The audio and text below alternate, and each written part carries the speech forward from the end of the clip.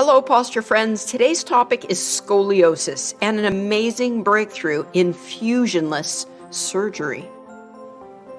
I'm Dr. Paula Moore, the online posture doctor and fellow scoliosis warrior. Shout out to my curvy friends at Scoliosis Warriors on Facebook.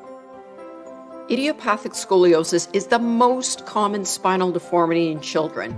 We don't really know what causes it, but given the age of diagnosis, there's likely a strong hormonal link. Treatments for scoliosis in kids includes traction and bracing, designed to prevent progression of the deformity. Surgery is often the treatment of choice for curves greater than 45 degrees, while still growing because of the organ complications.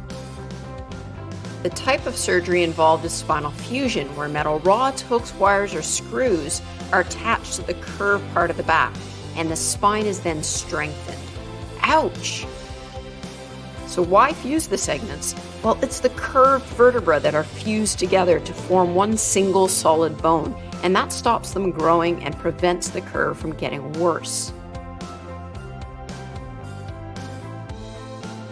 Permanent fusion in the curved segments now means there's less mobility in the back, and this leads to poor function in activities like competitive sports.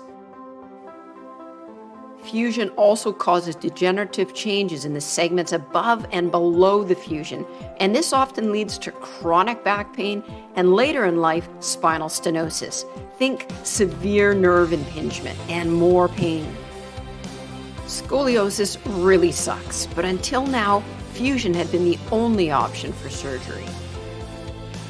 With fusion, the practice is to stop growth in the curved section, but there's a new technique that actually uses the growth in the curved section to correct the curve. How cool is that? The new technique is called vertebral body tethering. VBP uses screws that are placed into the curved section of the spine and a flexible cord called a tether. The surgeon applies tension to the cord to partially straighten out the spine, and then after surgery, the tether continues to straighten the spine while the child is growing. Amazing, right? The way VBT works is by slowing the growth on the convex side and decompressing the concave side of the vertebra to allow for growth on that side. It took some real digging, but I found the actual FDA approval letter for the Tether device, and I'll put a link in the description below to that letter. Now, if you're enjoying this video, please take a moment to click like and let me know you find this research interesting, and thank you if you do. I found a 2014 study on tethering in the journal Spine. Again, I'll include a link to that in the description below. Now, they reported 11 patients with scoliosis and all underwent tethering. Before the surgery, the angles were 44.2 degrees on average and corrected to an amazing 20.3 degrees at the 2-year mark. Very impressive.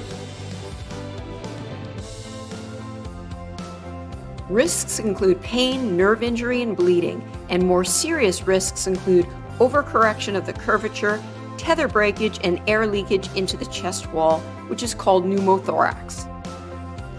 Despite encouraging early study data for children and adolescents, research is still limited, and there is currently no real data available for adults. In the meantime, I've got an amazing online course for adults with scoliosis that will help you reduce pain, slow progression, and improve your appearance. I'd love you to join me. Thanks so much for watching.